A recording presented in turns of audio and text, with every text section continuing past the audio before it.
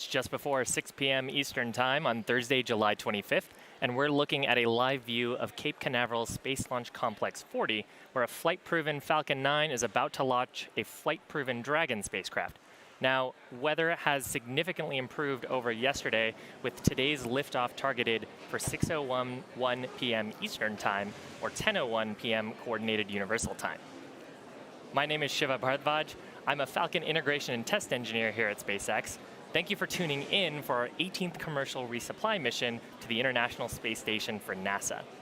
Now, if you watched our webcast yesterday, you know that we scrubbed at about these missions to the International Space Station weather. These missions to the International Space Station have an instantaneous launch window. So any scrub or abort that will causes us to stand down our launch attempt for the day. Weather is still a watch item today, but currently it's go, looking much better than yesterday. And both Falcon 9 and Dragon remain ready for launch. So at this point, just under T-minus 13 minutes to go.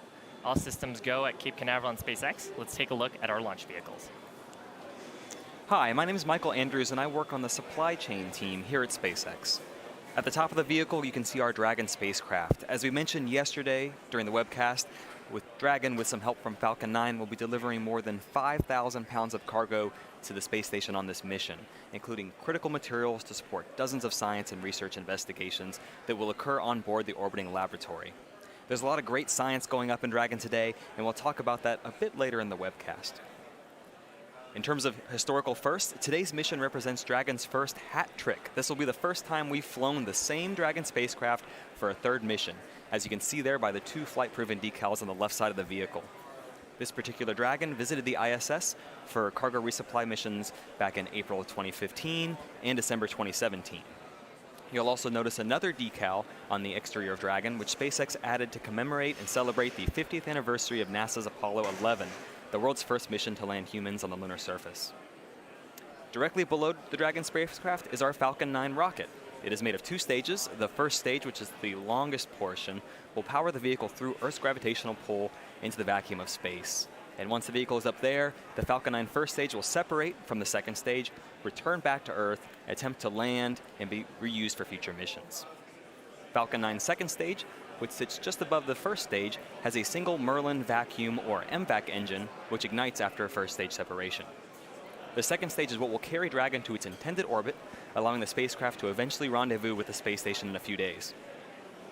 And Dragon isn't the only vehicle we're reflying today. Our Falcon 9 has also flown before on the CRS-17 mission back in May of this year. You can see it still has some soot on it from its previous flight. And today we'll be attempting to land that Falcon 9 back on land at Landing Zone 1, just a few miles from the launch site you see now. Assuming weather holds up, we should get some great views and continuous coverage of both the launch and landing out of Cape Canaveral Air Force Station today. It's just about T-minus 11 minutes to liftoff, and the SpaceX team is currently working no significant issues. A go-no-go poll was conducted at T-minus 38 minutes, and we began loading propellants to the vehicle shortly after at T-minus 35 minutes. At this point, the fuel is loaded, our RP-1 fuel is loaded fully on the second stage and almost completely on the first stage. Our super chilled liquid oxygen loading is underway on both stages, and that will complete at about T-minus 2 minutes to liftoff. In fact, you can see the Florida atmosphere condensing from that cold liquid oxygen along the first stage tank. Now we're currently also loading helium gas into both of the stages. Falcon 9 uses helium as a pressurant to backfill the propellant tanks as we consume those propellants with the Merlin 1D engines during ascent. Dragon is also in its startup sequence that began at about T-minus 35 minutes when it coordinated timing with Falcon 9's flight computer. It's currently undergoing a series of vehicle health checks with its next major milestone in about 2 minutes when it will transition to internal battery power. The range is currently ready to support today's mission. Earlier this week, they issued safe zones for the air and sea surface around the launch trajectory, and currently both those air and sea surface areas are clear for launch. Weather is also go for launch today. Yesterday we had a hold on weather, but today it looks like a beautiful day at Cape Canaveral, and we're go for an on-time launch for a weather perspective. So with that, our launch team, Falcon 9, Dragon, and the range all reporting green, and at T-minus 9 minutes and 30 seconds, all systems are currently go. Over the last 7 years, SpaceX has made a total of 19 trips to the ISS, and we're under contract with NASA for a total of 26 of these cargo resupply missions. Today, Dragon will be carrying dozens of research payloads to the space station, including research for the National Laboratory, operated by the Center for the Advancement of Science in Space, also known as CASIS. And as I mentioned yesterday, there are more than 25 payloads included on this mission sponsored by the National Lab, the most payloads that CASIS has sent on a SpaceX CRS mission to date. The National Lab payloads represent a diverse group of research investigations, all of which are intended to benefit life here on Earth. Now let's take a look at some of the groundbreaking research from CASIS that will be on board today's CRS-18 mission. Investigations sponsored by the International Space Station U.S. National Laboratory are primed for launch on SpaceX's 18th Commercial Resupply Services mission to the orbiting laboratory. When we say that this launch is packed with research, we mean it. This launch has more payloads than we have ever sent on a single mission. Private sector companies, academic researchers, STEM projects, life and physical sciences, all on this mission. So let's get an idea about some of the payloads that are launching on SpaceX CRS-18. The Goodyear Tire and Rubber Company is sending what they hope is the first of many investigations to the ISS National Lab. This initial experiment will evaluate the formation of silica particles in microgravity. Silica is a common material used in consumer tires. However, silica and rubber are materials that don't easily bond. Can the microgravity environment of the space station allow Goodyear to find silica morphologies not possible on Earth? If so, this could lead to improvements in fuel efficiency and other performance factors in consumer tires. The space station is an ever-evolving research platform, and NASA and the ISS National Lab are constantly sponsoring new facilities on the orbiting laboratory to increase the capacity for innovative research. This launch, America's first automated bioprinter for use in space, will make its way to station. Developed by TechShot, this bioprinter will initially seek to print cardiac-like tissue. The printed tissues will remain on station until they are strong enough for the return trip to be analyzed on Earth. While the ability to manufacture human organs is likely many years away, this bioprinter could lead to unique methods of industrial biomedicine and microgravity to develop materials for patient care on Earth. Part of the role of the ISS National Lab is to inspire and educate the next generation. And what better way to do that than by forming fun and exciting collaborations with unique partners? Not many young students understand the term non-Newtonian fluidics in a microgravity environment. However, just about every young student is familiar with Nickelodeon and its iconic slime. So on this mission, Nickelodeon Slime in Space will make its way to station for a variety of demonstrations to educate students on the basic concepts of fluid flow and microgravity compared with normal gravity conditions on Earth. So there you have it.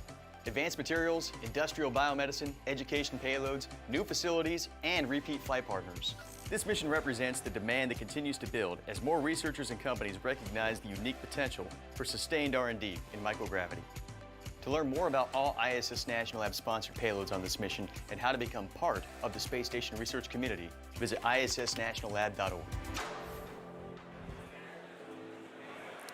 In addition to the science going up with CASIS, there's another important piece of cargo residing in Dragon trunks today, a new International Docking Adapter, or IDA-3.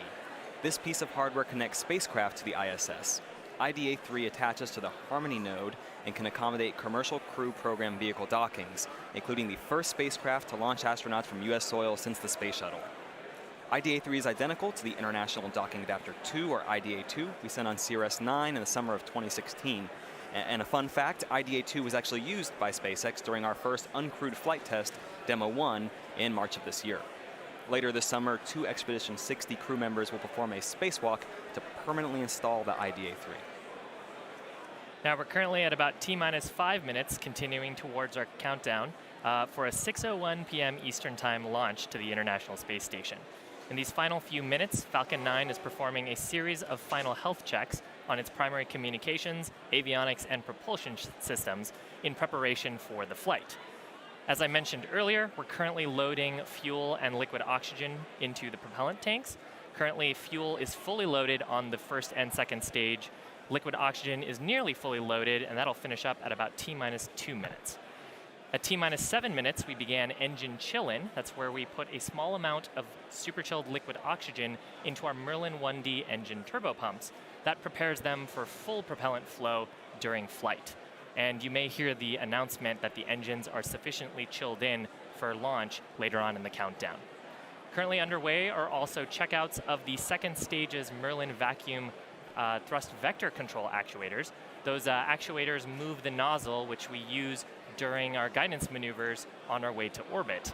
Now, you may hear this referred to as our engine wiggle test, and the first stage engines will perform a similar wiggle of their Merlin 1Ds just a few seconds before ignition.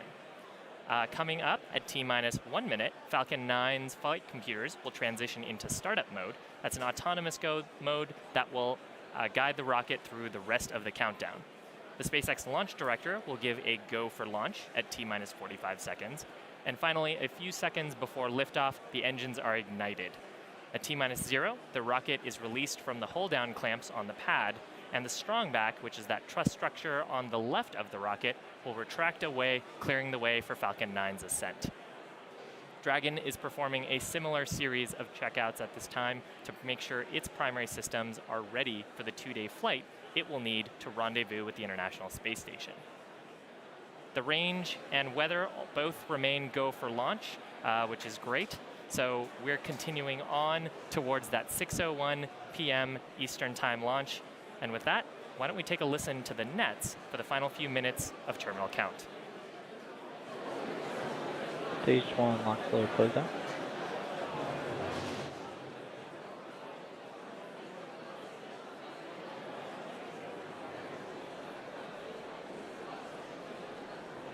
Keep it 2 minutes 45 seconds and counting. We've cleared our 2 constraints we were tracking earlier today.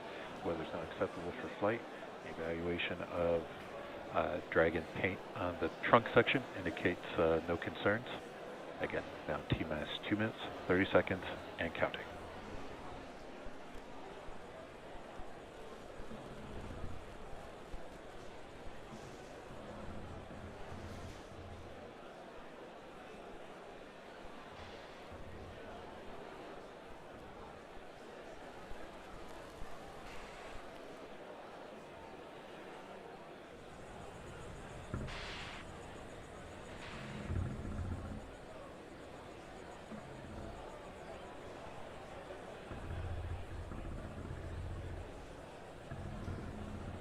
Stage 2 LOX load is closed out.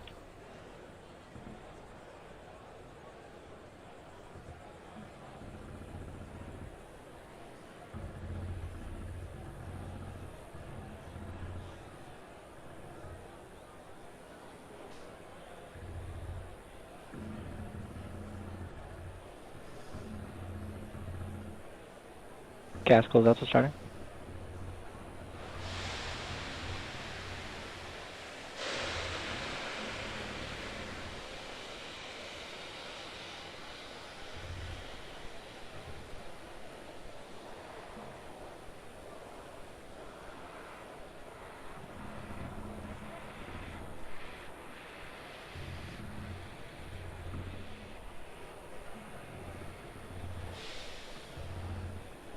Falcon 9's in startup. Dragon isn't started.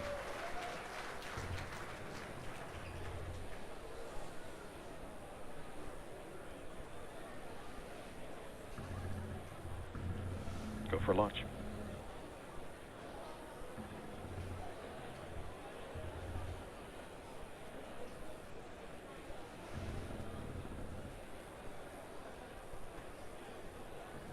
T-minus 30 seconds.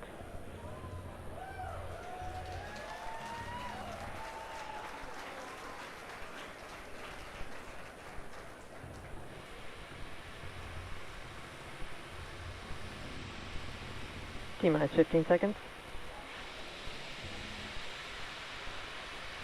10, 9, 8, 7, 6, 5, 4, 3, 2, 1, 0.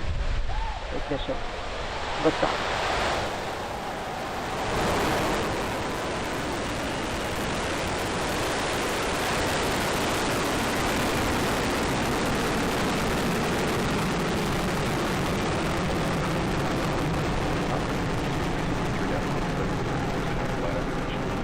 Stage 1 propulsion nominal.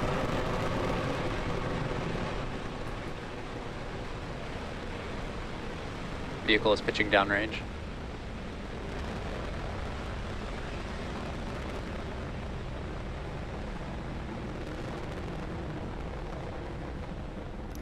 And there is successful liftoff of Falcon 9 carrying our 18th telemetry resupply nominal. mission on a Dragon spacecraft to the International Space Station. Now we're currently in what we call the throttle bucket, and that's because in about 30 seconds we have an event called maximum dynamic pressure, or max Q. That's the point where the vehicle Vehicle is experiences supersonic. the highest aerodynamic stresses. So what we do is we bring down the engines a little bit, pass through that point, and then throttle back up once the atmosphere continues to drop off above that point.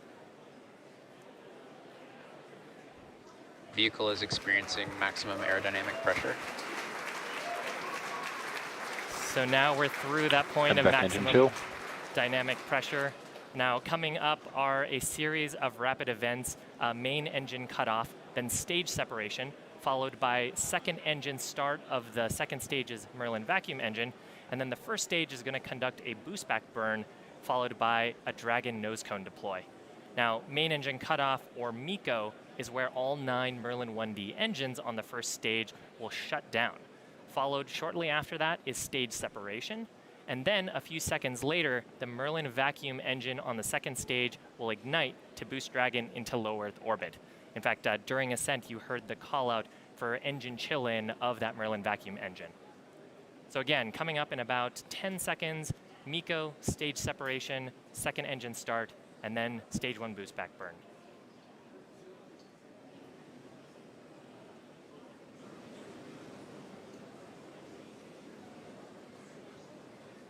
MECO.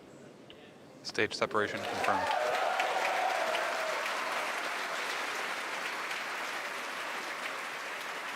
And back ignition. Stage 1 boost back startup. And you can hear the cheers behind me. You're looking at a successful start of the Merlin vacuum engine on your right screen and the boost back maneuver on your left-hand screen of the first stage. Shortly here, we should have nose cone deploy off of Dragon, and we may be able to see that on the right-hand screen.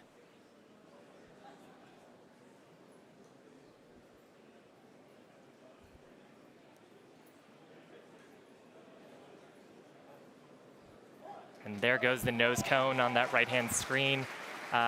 We no longer need it now that we're out of the densest parts of the Earth's atmosphere.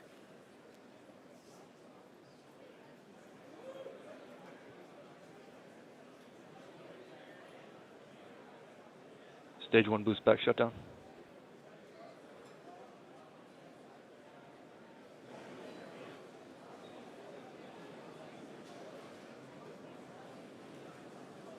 Both vehicles are following nominal trajectories. So in order to make its way back to landing zone 1, the Falcon 9's first stage is going to execute a series of 3 burns. The first of which is the boost back burn. We've just seen that shut Acquisition down. of signal Bermuda. It's meant to slow the rocket down and orient it for re-entry. It also helps Falcon 9 laterally return to the landing zone. Liftoff was only a few minutes ago, but we travel a significant distance horizontally that we want to recoup. Shortly after that first burn initiated, you see some of our titanium grid fins. There's 4 of them. They're located near the top of the first stage. They're deployed at this time and help guide the rocket during descent once the atmosphere is thicker. Now, following that boost back burn, our second burn is executed. It's our entry burn. It's coming up in about 2.5 minutes. It helps the vehicle slow itself down before hitting the dense part of the atmosphere. Failing to perform this burn would put unnecessary strain on the Falcon 9.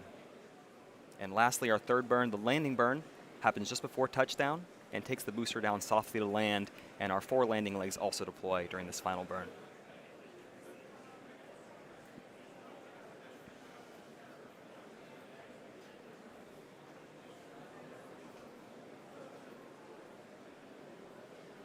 For those of you just joining, it's T plus 4 minutes, 55 seconds, and you can see our second stage on its way to drop off Dragon to its targeted orbit on the way to the International Space Station, and on the left-hand side here you see our Falcon 9 first stage on its way to Cape Canaveral, Florida, landing zone 1 for a successful landing.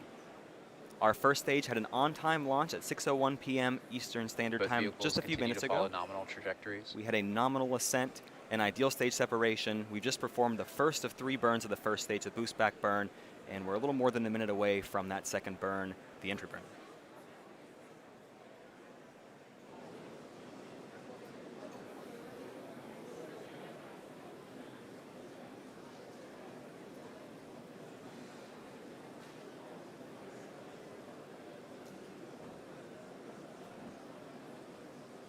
And so you see the second stage's engine is still burning bright, but on the first stage we've used most of our fuel during liftoff, and we only have so much RP1 and liquid oxygen to make those 3 burns. So instead of firing all 9 Merlin 1D engines, we're only going to fire 3 of those for the boost back burn and entry burn, the center Merlin engine, and 2 perimeter engines.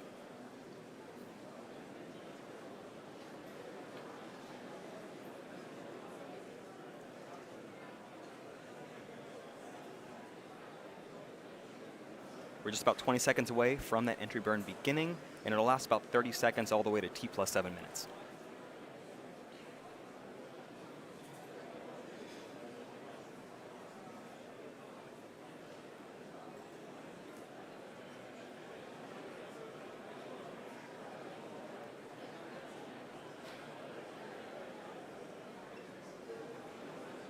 Stage 1 entry burn started.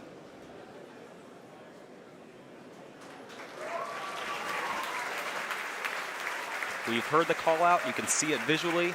Our second entry burn has begun and will last for just a few more seconds.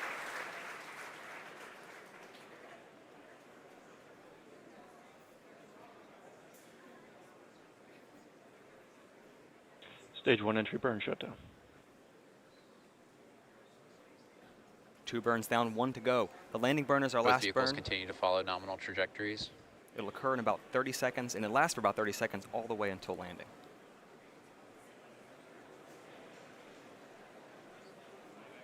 FDS is safed.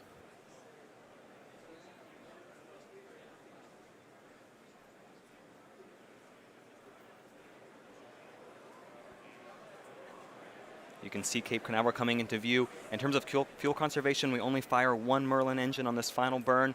Engine number 9, the center engine. Stage 1 entry transonic.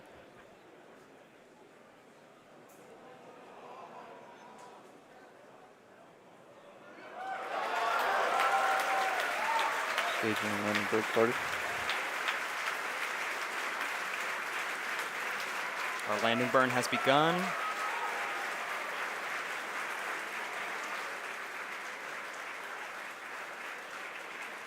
Stage 2 has entered terminal guidance.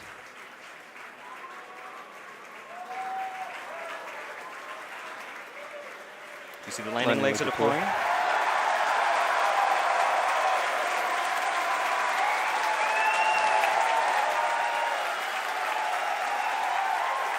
Falcon 9 has landed, landing operator doing procedure low not 100. And the Falcon has landed. Congratulations to everyone here at SpaceX for another successful landing. For those of you keeping score, this is our 44th successful first stage recovery. This is our secondary mission at SpaceX. It's our commitment to vehicle reusability. Back to our primary mission.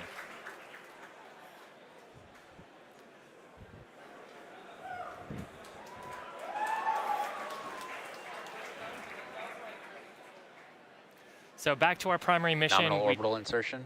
We just had secondary engine cut off, and you just heard the call out for a good orbit. That's fantastic. That means that Dragon and the second stage are in low Earth orbit around the Earth. Now, the second stage does have one last major task for today's mission, and that's commanding separation of the Dragon spacecraft very shortly from now. We should have video of Dragon separation from the top of the second stage. And that's what we're looking at the moment.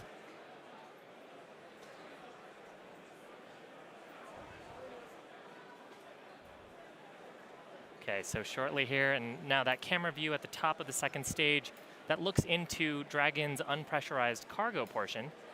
There, you can see it. Dragon separation confirmed. Acquisition of signal, Newfoundland. You can hear the cheers this is behind Dragon me. CC on countdown 1. Dragon senses separation. Off Dragon goes Thanks for for the its ride. mission to the International Space Station. The Dragon team doing a little handoff with Falcon there.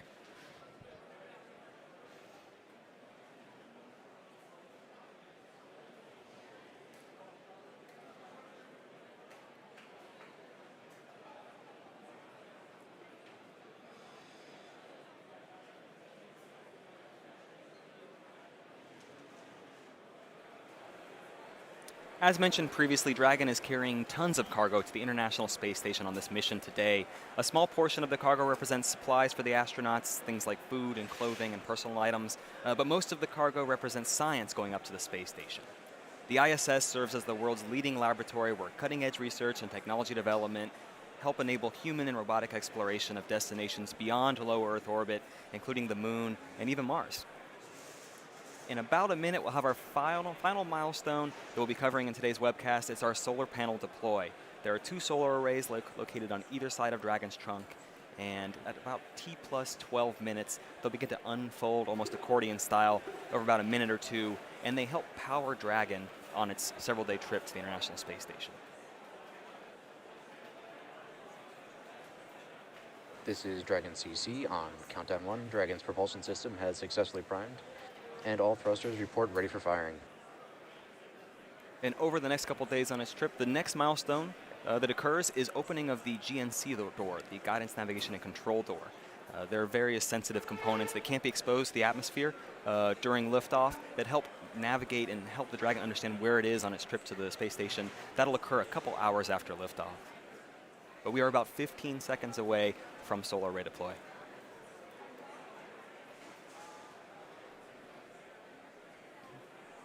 And currently here on the left-hand camera, that's what we're watching for solar array deploy.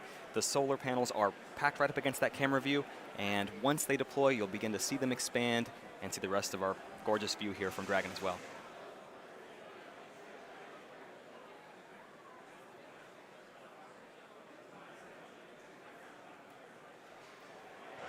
This is Dragon CC on countdown 1. Dragon is deploying its solar arrays. And we've heard the call out. You see the expansion there. We've successfully begun to deploy our solar panel arrays, which will occur over the next couple minutes.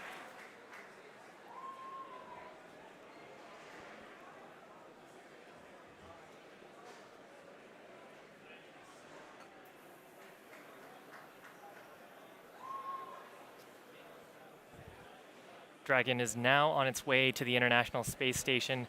That's going to take 2 days to make it to the International Space Station, and over those 2 days, Dragon will perform a series of orbital height adjust maneuvers with its Draco engines, just until it's a few kilometers away from the International Space Station. Once it's there, it will establish a direct communication link with the International Space Station, and then NASA and SpaceX will perform a series of checks to ensure that Dragon is ready to safely approach. Now once we feel confident, we will initiate that slow approach. And there are several checkpoints along the way where we continue to monitor that we can safely get to the International Space Station. Now, when Dragon is about 10 meters away from the space station, we do need a little bit of help from the crew aboard. The astronauts will capture Dragon using the station's robotic Canadarm in a process that's called berthing. Finally, Mission Control in Houston will send commands from the ground for the space station's robotic arm to both rotate and then install Dragon onto the station's Harmony module. Dragon will remain at the space station for about 4 weeks before it will return to Earth with cargo and research. And at this point, we will end our webcast coverage for today's mission. To recap what happened, we had a successful launch of the Falcon 9 at 6:01 p.m. Eastern Time. We had a successful stage separation, a successful 44th landing of our Falcon 9 at Landing Zone 1 at Cape Canaveral, and this is the first time a Dragon capsule is heading for its 3rd trip to the space station. Dragon's arrival, capture, and installation to the ISS will be streamed live on NASA TV starting Saturday, July 27th at 8:30 a.m. Eastern Time. Dragon will spend about 4 weeks, like we mentioned, attached to the space station before returning to Earth with cargo and research to send back. So over the next 2 days, we're going to be posting mission updates on both NASA and SpaceX's social media accounts. So please follow us there if you want to continue to get updates about today's mission. We want to give a big thanks to the Range and the Federal Aviation Administration for their support of today's mission, and a huge thanks to our customer NASA. A big congratulations to them for the 50th anniversary of the moon landing, and thanks for their continued support of SpaceX. Finally, we want to thank all of you, our viewers, for joining us today, and until the next time, we hope you have a great rest of the day.